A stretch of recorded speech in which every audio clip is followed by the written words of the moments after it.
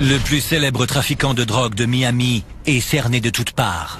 J'allais me retrouver en prison, peut-être pour toujours. Pour rester en liberté, il élabore un plan audacieux. J'ai pris du sang pour faire croire à une fusillade. Il se terre pendant des années sous une fausse identité. La police fédérale américaine arrivera-t-elle à prouver que cet homme est bien vivant? Au Texas, un couple commet un acte répugnant pour toucher l'assurance vie. J'ai soulevé le couvercle, le corps était là. Leur mise en scène va tromper tout le monde. Et je m'apprête à balancer la bagnole au sommet de la colline. Mais un policier est persuadé que le cadavre n'est pas le bon. Beaucoup de choses ne collaient pas.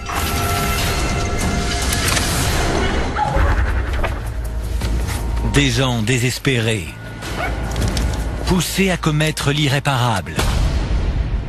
Pourriez-vous simuler votre propre mort?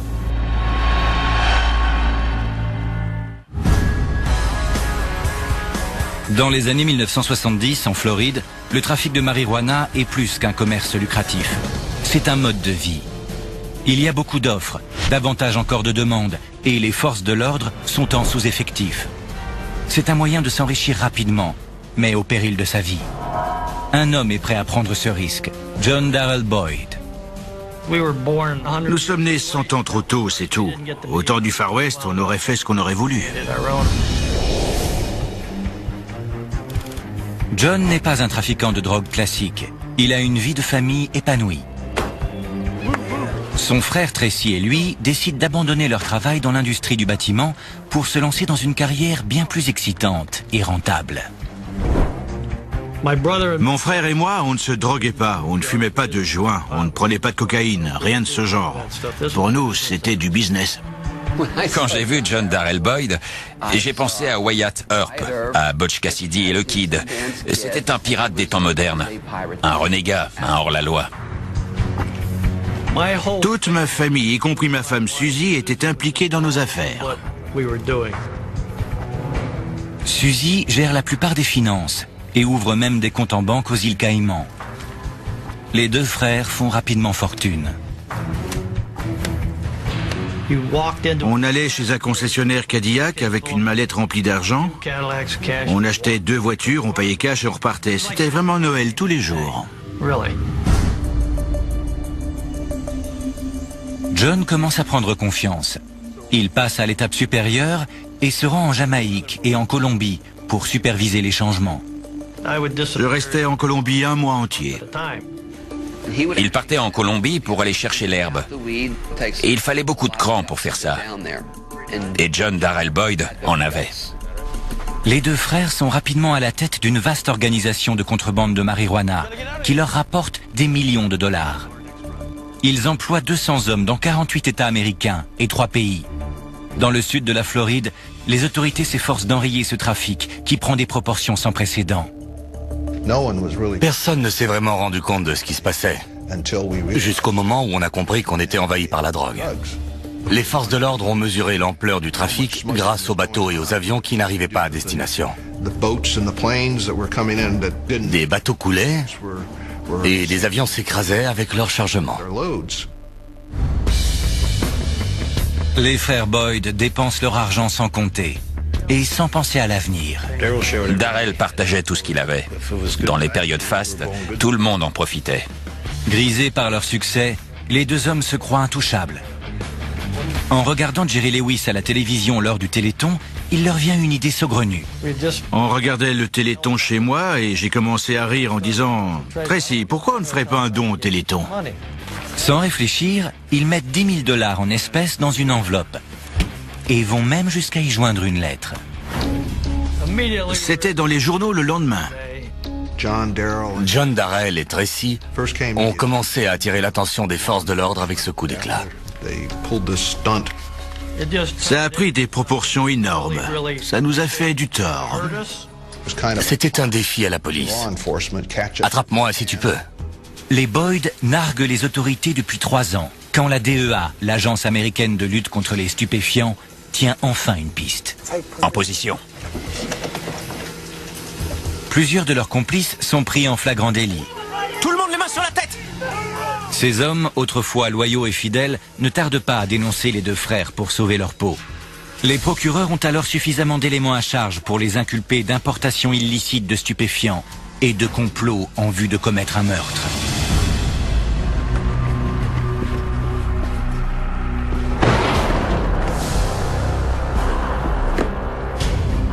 John Darrell Boyd est habitué à obtenir tout ce qu'il désire. Mais en un instant, tout va basculer. Police! On est armés! Stop! À terre! À terre! Tourne-toi! Ce n'était plus un jeu. Plus question de « attrape-moi si tu peux » ou autre foutaise. J'allais me retrouver en prison peut-être pour toujours.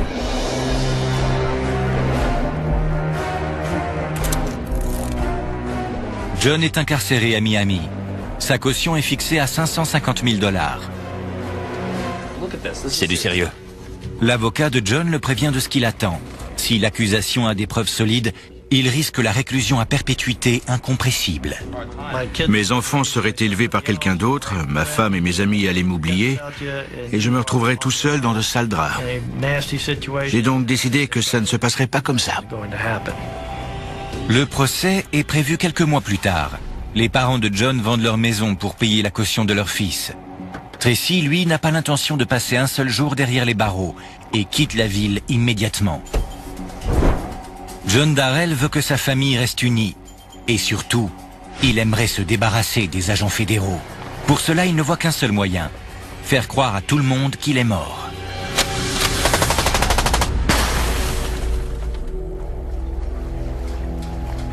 On savait tous que c'était un jeu dangereux où les gens se faisaient tuer ou disparaissaient. Ça pouvait mal tourner.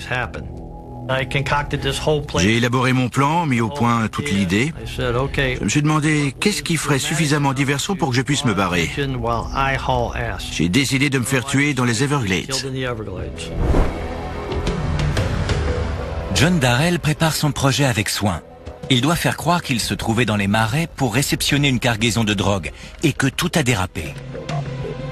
Les flics verraient ça comme un deal de plus. Quand les policiers chercheront son corps, ils penseront que les meurtriers l'ont jeté aux alligators. En fait, John Darrell sera bien vivant, là où personne ne songera à le rechercher, à Buffalo, dans l'État de New York. Il a plusieurs amis là-bas, en qui il a toute confiance. Il ne laisse rien au hasard, peaufine chaque détail, jusqu'à la moindre goutte de sang.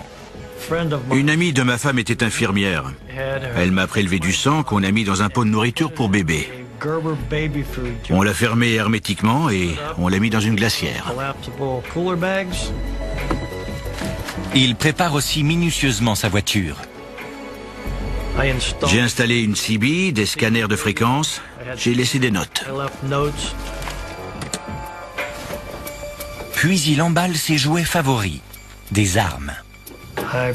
J'ai emporté un 357, un 9 mm avec plusieurs chargeurs. J'ai pris assez de munitions pour faire croire à une fusillade. C'est un moment décisif pour John Darrell Boyd. Désormais, il ne peut plus revenir en arrière.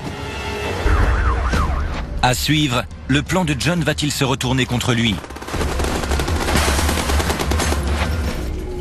Un couple texan se lance dans un projet macabre pour toucher l'assurance vie. La plupart des gens trouveraient ça écœurant de déterrer un cadavre. Ça l'est, et même plus encore.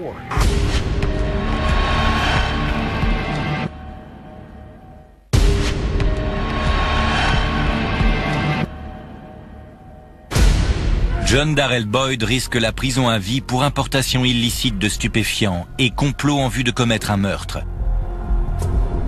Mais il ne veut pas passer sa vie en cavale, sans sa famille. Il décide de mettre en scène sa propre mort pour faire croire à la police qu'il a été abattu lors d'un deal qui a mal tourné. Ça ne me posait pas de problème. J'avais de bonnes raisons de faire ce que je m'apprêtais à faire. Il a pensé à tous les détails, sauf un. Il va devoir mentir à sa femme et à ses enfants.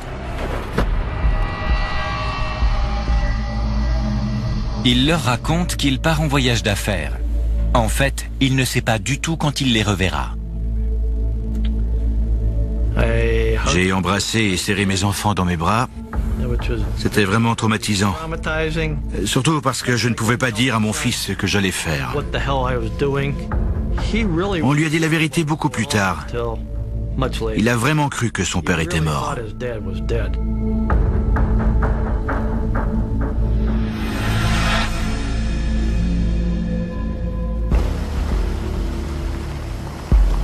John se dirige vers l'ouest de Miami, parcourant 150 km sur une route isolée dans les Everglades. Un homme de confiance l'attend sur place pour faire le guet, puis l'aider à accomplir la première étape de son projet.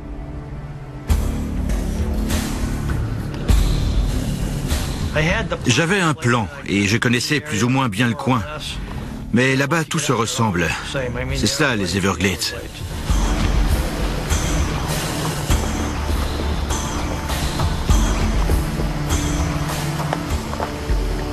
Mon complice était quelque part dans une camionnette avec une radio pour me prévenir si quelqu'un arrivait. Mais j'avais la trouille. Quelques centaines de mètres plus loin, John arrive au point de non-retour.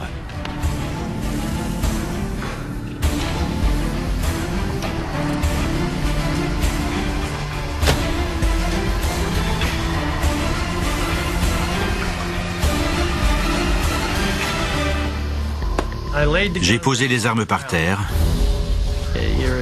L'adrénaline est montée et j'étais prêt. J'ai pris la carabine calibre 30. J'ai tiré sur les vitres, le capot et sur le moteur.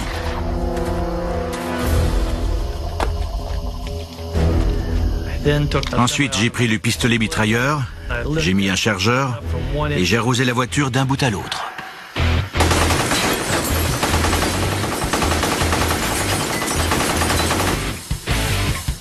J'ai vidé tout le chargeur, puis j'ai pris les revolvers et j'ai continué à tirer sur la voiture.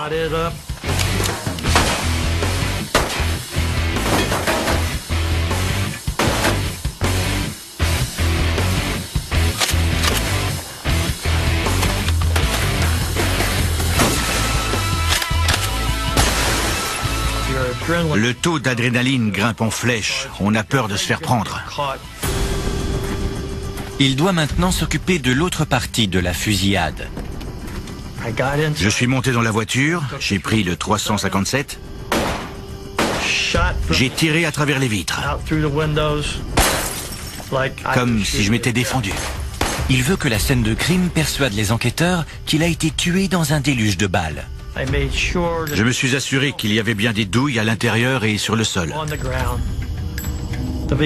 La voiture a été mitraillée à mort. J'ai pris du sang et j'en ai aspergé un peu partout pour faire croire à une fusillade dans les règles.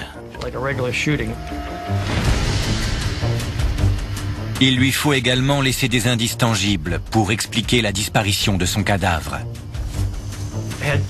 J'avais des bottes de cow-boy et j'ai enfoncé les talons dans la terre comme si on m'avait traîné pour me jeter aux alligators. C'était l'idée. On m'avait descendu et balancé dans les marais. J'avais disparu et il ne pourrait rien prouver. Le décor est planté. John s'enfuit le plus vite possible. Mais en a-t-il assez fait pour duper la police? L'heure tourne.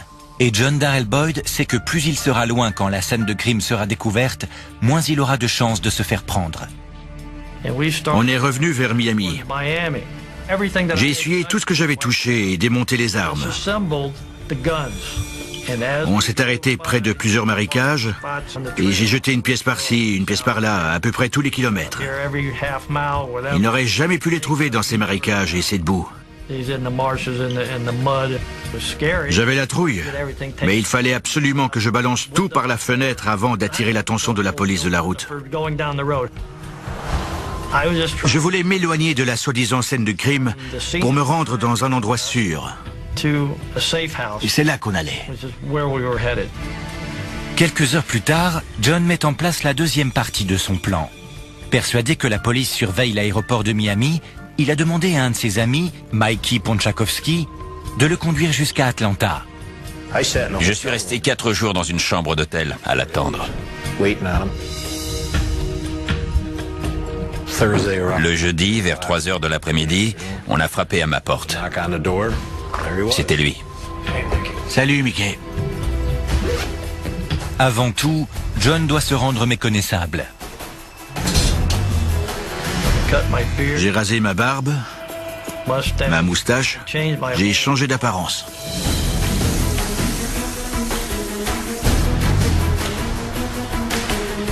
J'ai mis une grosse paire de lunettes à monture d'écaille noire. On aurait dit celle d'un professeur. On l'appelait Clark Kent. Allez, c'est bon, on y va. Mickey et moi avons quitté l'État de Floride. Les deux hommes partent pour Atlanta. Mikey est prié de respecter le code de la route. Il m'a dit pas d'excès de vitesse.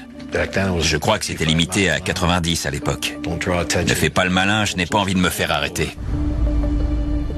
Le lendemain, les adjoints du shérif retrouvent la voiture criblée de balles et concluent à une fusillade.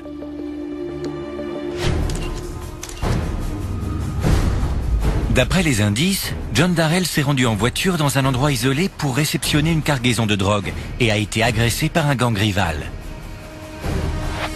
Les centaines d'impacts de balles sur la voiture indiquent une bataille acharnée.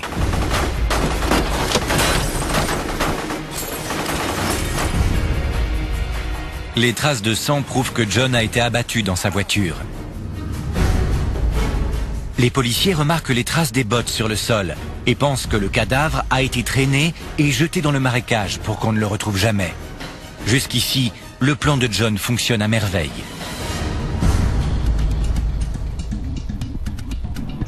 Pendant ce temps, à près de 1000 km de là, John arrive à l'aéroport d'Atlanta pour finaliser l'avant-dernière étape de son évasion. On allait entrer et prendre un billet d'avion pour Buffalo. Rien de compliqué. Mais finalement, on a eu un gros problème.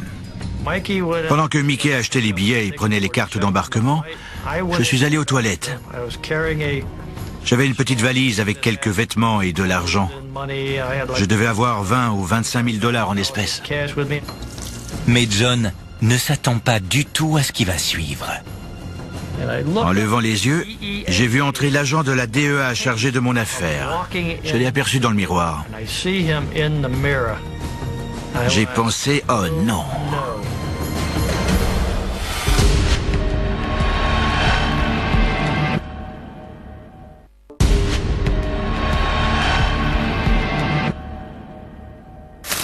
Deux jours après avoir simulé sa disparition, John Darrell Boyd est en cavale. Sa liberté n'est plus qu'une question de minutes lorsque son regard croise celui d'un agent de la DEA.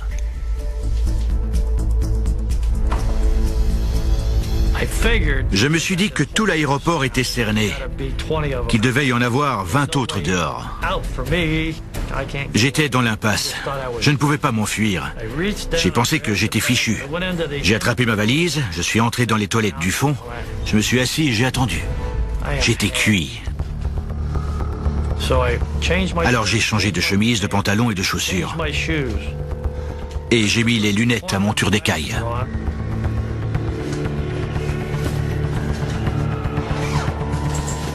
Je l'ai entendu actionner la chasse d'eau et fermer la porte. J'ai quitté les toilettes aussi vite que possible. Je suis sorti de l'aéroport, j'ai attrapé le premier taxi et je lui ai dit de m'emmener à la gare. John leur file entre les doigts et parcourt 1500 km sans le moindre incident. Le jour de son arrivée à Buffalo, il ne perd pas de temps pour accomplir sa dernière étape, se fabriquer une nouvelle identité.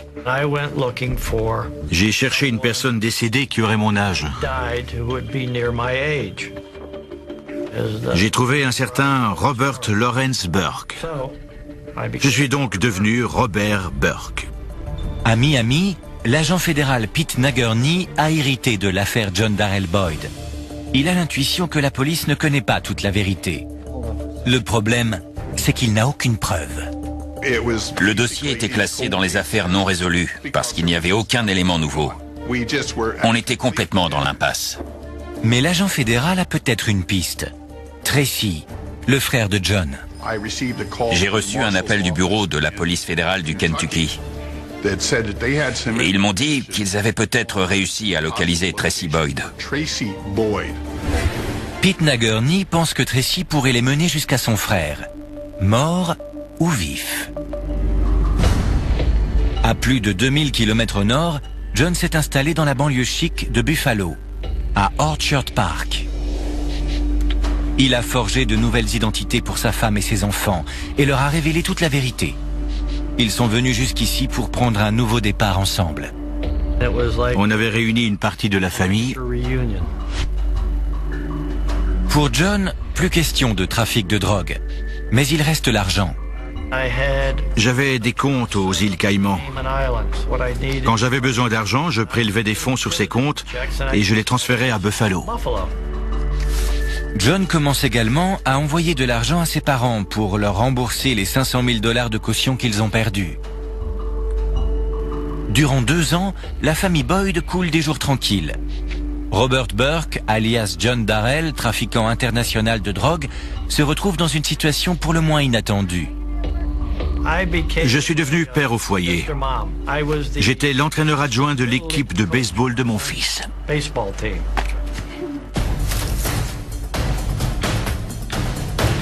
À Miami, l'agent fédéral Pete Nagourney a toujours des doutes sur la disparition de John Boyd, puisqu'on n'a jamais retrouvé son corps. Il ressort le dossier et examine à nouveau les photos de la scène de crime. Cette fois, il relève un détail qui a échappé à tout le monde. Sur l'une des photos prises sur place, un manteau recouvrait un impact de balle. Il n'y avait aucun trou dans le manteau. On a compris que le manteau avait été placé dans la voiture après la fusillade. C'est à partir de ce moment-là que les forces de l'ordre ont su que John Boyd se cachait quelque part. Mais on ne savait pas où. À peu près au même moment, les enquêteurs découvrent des transferts d'argent suspects entre le compte bancaire de Tracy et celui de ses parents. On a monté un dossier pour complicité de fuite et on a commencé à enquêter sur les parents. Il obtient des assignations pour éplucher les comptes des parents Boyd. Le jour où on a délivré l'une des assignations, on a reçu un appel de la banque qui venait de recevoir un très gros chèque. D'un montant de 60 000 $, le chèque est libellé à l'ordre de la mère de John Boyd. Il provient d'une banque des îles Caïmans. Il est signé Robert Burke. J'ai examiné le chèque et j'ai cherché dans le dossier de Tracy, mais je n'ai rien trouvé qui pouvait le relier aux îles Caïmans. Le chèque ne peut rien prouver. Mais l'agent fédéral se penche alors sur le dossier de John Darrell.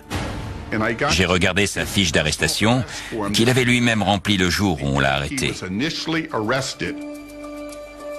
J'ai mis le chèque sous la fiche d'arrestation, je les ai regardés à la lumière et j'ai remarqué que le B de John Darrell Boyd était identique au B de Robert Burke. C'était exactement la même taille et la même forme. On aurait dit un calque. Cet élément nouveau va relancer l'affaire. Et là, j'ai hurlé, c'est John Darrell. Pete Nagourney contacte immédiatement les autorités de Buffalo. On leur a envoyé une photo de John Darrell. Ils l'ont montrée aux employés de la banque qui ont identifié l'individu. C'était Robert Burke.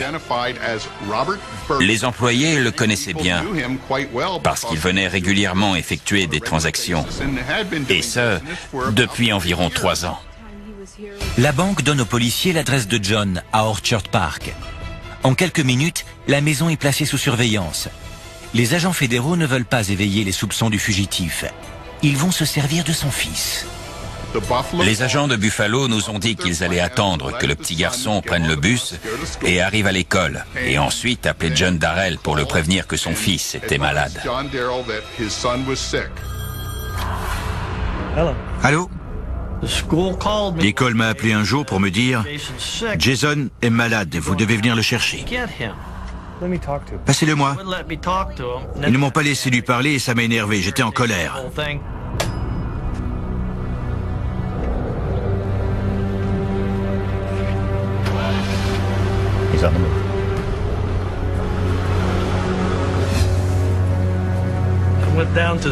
J'ai pris la rue qui menait directement à l'école. J'avais à peine fait 500 mètres quand j'ai regardé dans le rétroviseur et j'ai vu les voitures de police.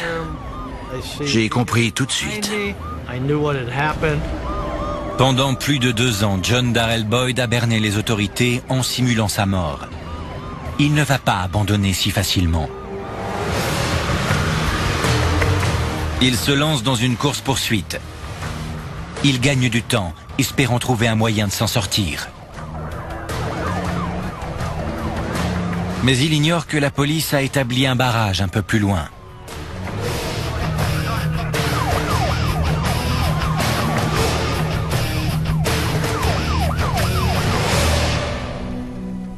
La voiture est cernée et John est forcé de sortir sous la menace d'une arme. L'arrestation de John Darrell Boyd est un soulagement pour l'agent fédéral Pete Nagourney. Depuis le début, il avait des doutes sur cette disparition. Il a désormais la preuve que l'homme qui avait simulé sa mort est tout ce qu'il y a de plus vivant. Il se serait fait prendre un jour ou l'autre. Il aurait parlé à la mauvaise personne, ou il aurait commis une erreur, mais on aurait réussi à l'arrêter. En avril 1983, John Darrell Boyd, un des plus gros trafiquants de drogue de Floride, est enfin traduit en justice. Quelques semaines plus tard, son frère Tracy se rend aux autorités. Ils sont tous deux condamnés à 5 ans de prison pour trafic illicite de stupéfiants. Aucun chef d'accusation n'a été retenu contre Susie Boyd, qui a demandé le divorce peu de temps après l'arrestation de son mari. Durant des années, John a connu une existence que peu d'entre nous peuvent imaginer. Ça a été une sacrée aventure qui a finalement détruit nos familles et nous a envoyés en prison.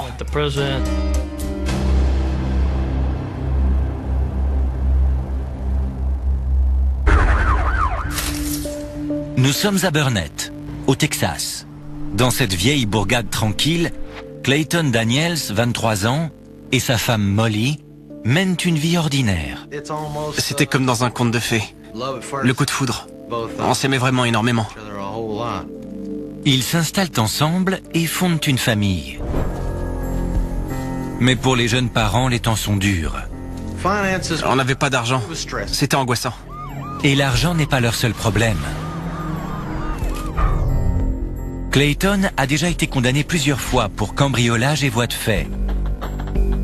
Mais cette fois, il a violé sa liberté conditionnelle et doit retourner en prison dans 3 jours. On avait travaillé très dur et tout ça allait nous glisser entre les mains. Il est prêt à tout pour ne pas retourner en prison.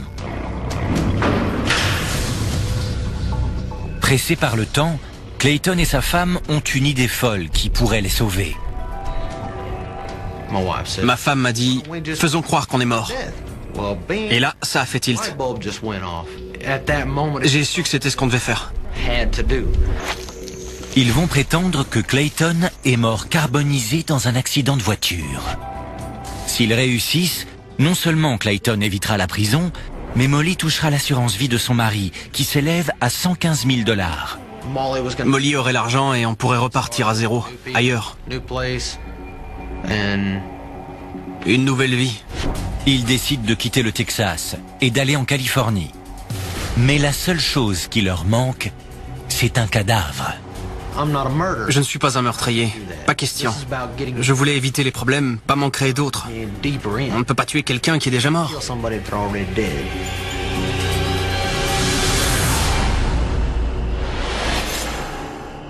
Le 18 juin 2004, Clayton n'a plus que 24 heures de liberté. Sa femme et lui ont passé les 2 derniers jours à chercher où trouver un cadavre. Ils ont déniché l'endroit idéal, un cimetière isolé en dehors de la ville où personne ne pourra les voir. On avait une pelle et une lampe de poche. C'est tout. J'ai mis à peu près 2h30 pour creuser et déterrer ce truc. Pour que leur plan fonctionne, ils ont besoin d'un cadavre récent. Et surtout sans famille, car la profanation doit passer inaperçue. Le seul qui réponde à ces critères est celui d'une femme de 83 ans. C'était une femme, mais ça n'avait pas d'importance. Le corps ne serait plus reconnaissable. Quand j'ai atteint le cercueil, j'étais presque soulagé. Mais il y avait quelque chose là-dessous. J'ai soulevé le couvercle. Le corps était là. Je ne pensais même pas au cadavre, ni à l'odeur, ni à quoi il ressemblait. Il fallait le faire. On a recouvert la tombe et on a tout remis en place. Tout semblait normal. Personne n'aurait pu s'en apercevoir. Je savais que je n'allais pas revoir ma femme avant longtemps. C'en était fini de Clayton Daniels. Je me suis assis sur les genoux de cette femme, comme un petit garçon qui fait un tour en voiture avec son père. Il me restait environ 30 minutes de route à faire. La plupart des gens trouveraient ça écœurant de déterrer un cadavre et de s'asseoir dessus pour conduire. Ça l'est, et même plus encore. Mais il fallait que je passe au-dessus de ces inconvénients. Je devais mettre ça de côté pour pouvoir me concentrer et aller jusqu'au bout. Clayton parvient à destination, le sommet d'une colline près d'une route déserte. Je m'apprête à balancer la bagnole au sommet de la colline. Je l'ai aspergé d'essence. J'en ai mis sur toute la voiture, à l'intérieur, dans le coffre, en dessous, sur le toit et tout autour. J'en ai mis partout. J'ai vidé la dernière goutte, j'en ai même versé sur le cadavre. Il ne doit prendre aucun risque. Si le corps n'est pas entièrement carbonisé, la police découvrira la supercherie.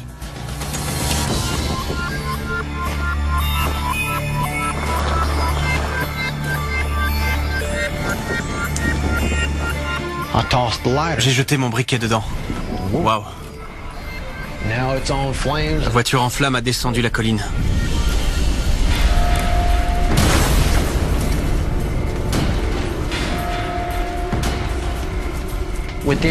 En 30 secondes, c'est devenu une boule de feu.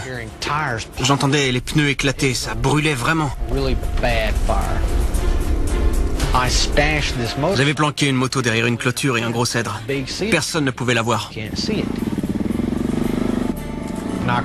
Je suis remonté au sommet de la colline d'où je pouvais apercevoir l'épave.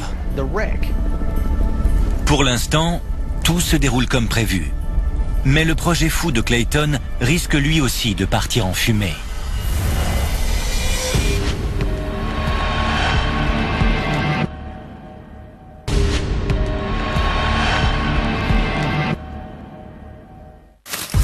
Clayton Daniels ne veut pas retourner en prison et a décidé de se faire passer pour mort. Il déterre le cadavre d'une vieille femme et met au point un stratagème qui lui permettra de prendre un nouveau départ avec sa femme et ses enfants. Il veut faire croire à la police qu'il a été tué dans un accident de voiture.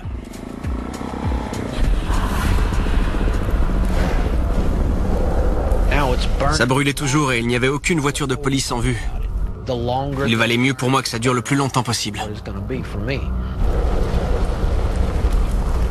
Mais Clayton ne peut pas s'enfuir comme prévu. Une voiture arrive sur les lieux et le conducteur propose de l'aider. Par chance, son téléphone mobile n'a pas de réseau. Il m'a demandé si j'avais un portable. Je lui ai dit non.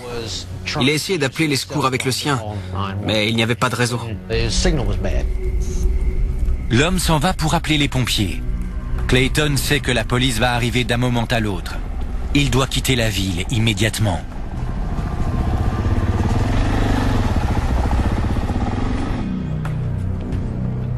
À l'aube, il a parcouru plus de 160 km. Ses nerfs sont mis à rude épreuve. Le stress était au maximum. Je partais vers l'inconnu. Il a l'intention de trouver du travail dans une ferme près d'Abilene, au Texas, et de garder profil bas le temps que Molly récupère l'argent de l'assurance. Mais d'abord, il doit téléphoner à sa femme pour lui dire que tout s'est déroulé sans accroc. J'ai appelé chez moi en PCV et j'ai dit « c'est fait ».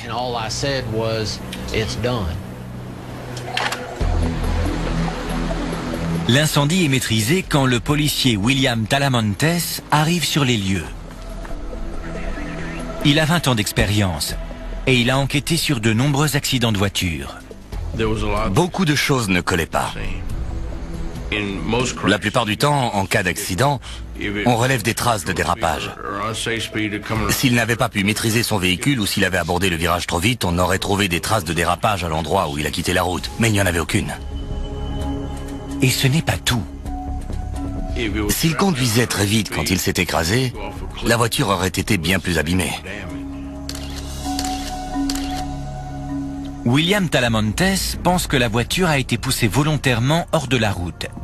Les dégâts causés par le feu lui semblent suspects. L'incendie a carbonisé les extrémités du cadavre. Il y avait un torse dans la voiture, sur le siège conducteur. Le reste du corps était très endommagé. J'avais déjà vu des corps calcinés, mais toujours entiers, jamais à ce point-là. J'ai contacté mon chef et je lui ai dit que j'enquêtais sur un accident mortel. Je pensais à un meurtre.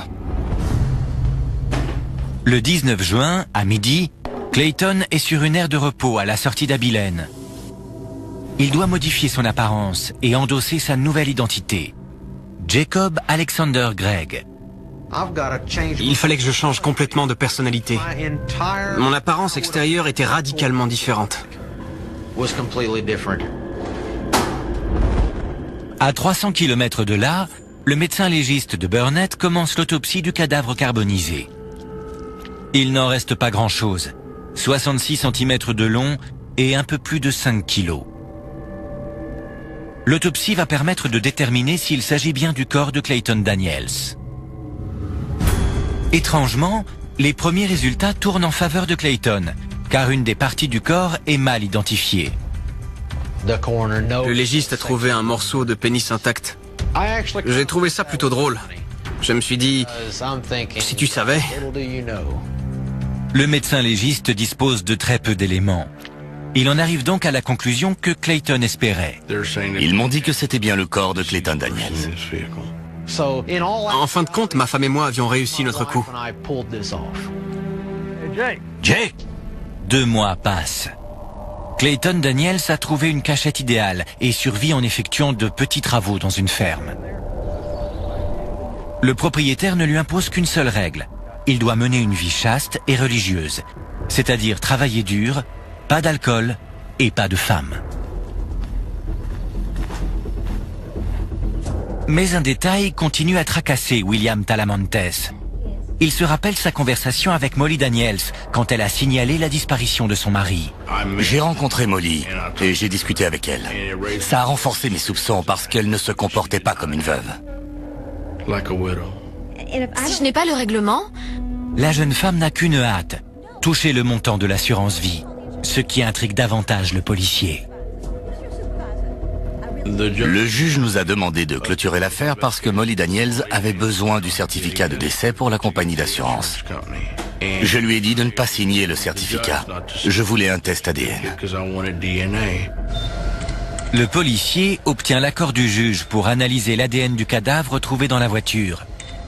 En attendant les résultats, il garde un œil sur Molly. Cela fait maintenant 3 mois que Clayton Daniels a simulé sa mort. Mais sa femme ne parvient toujours pas à faire débloquer les fonds de l'assurance vie. Pourtant, ils sont tous deux très fiers de leur exploit. Molly pousse l'audace jusqu'à rendre visite à son mari dans la ferme où il se cache. Je suis allongé et je savoure ce moment passé avec ma femme.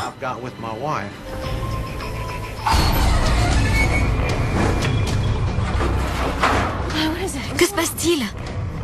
Sortez d'ici! Il m'a dit, tu as 10 minutes pour déguerpir, sinon j'appelle les flics. Fichez le camp! Les flics? Non, sûrement pas. Fonce! T'inquiète. Molly réussit à convaincre Clayton que le meilleur endroit pour se cacher, c'est peut-être chez eux. L'enterrement a eu lieu quelques mois plus tôt. Il leur suffira d'attendre un peu, le temps que Molly touche l'argent. Je pensais vraiment qu'on était tiré d'affaire. Ce qu'ils ignorent, c'est que William Talamontes vient de recevoir les résultats du test ADN. Les conclusions sont formelles. Il s'agit d'un cadavre de femme. Ce n'est pas celui de Clayton Daniels. Toute la question est désormais de savoir où est Clayton et à qui appartient le corps trouvé dans la voiture. Les enquêteurs pensent que Molly est impliquée et placent sa maison sous surveillance. Elle avait un peu peur qu'on soit surveillés. Mais on était tous les deux très prudents. C'est quoi cette voiture? Je sais pas. Molly ne veut prendre aucun risque. Si les policiers aperçoivent Clayton, le couple peut tout perdre. Va-t'en, tu dois partir. Pourquoi? Elle l'oblige à quitter la maison sur le champ. Prends la voiture. Je ne sais pas quand je vais te revoir. Je t'aime, chérie, ça va aller. Vas-y vite.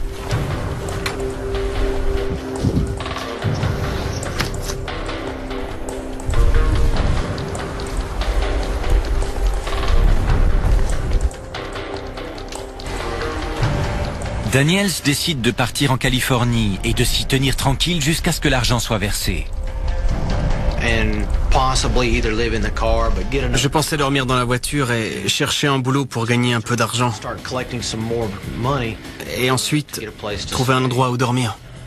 Mais Daniels ne peut s'y résoudre et il prend une décision qui va changer le cours de sa vie. J'ai appelé Molly. Je voulais la voir. J'ai besoin de te parler, de te voir avant qu'on soit séparés. Peut-être pour très longtemps.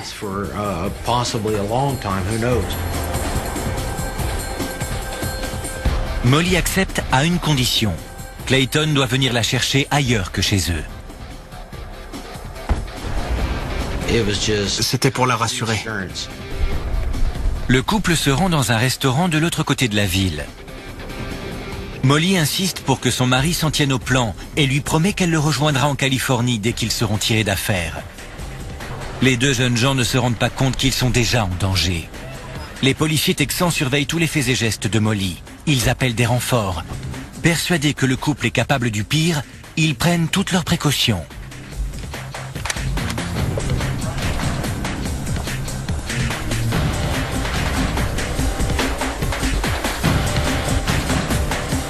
Clayton Daniels? En 2 mots, oh merde. Non! C'était fini.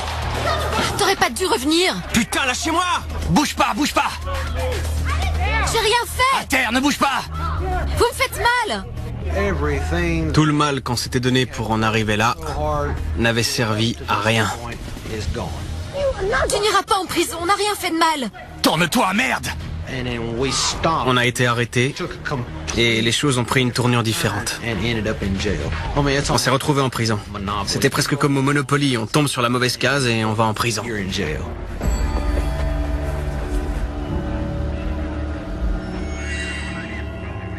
Clayton Daniels s'est fait passer pour mort durant 5 mois.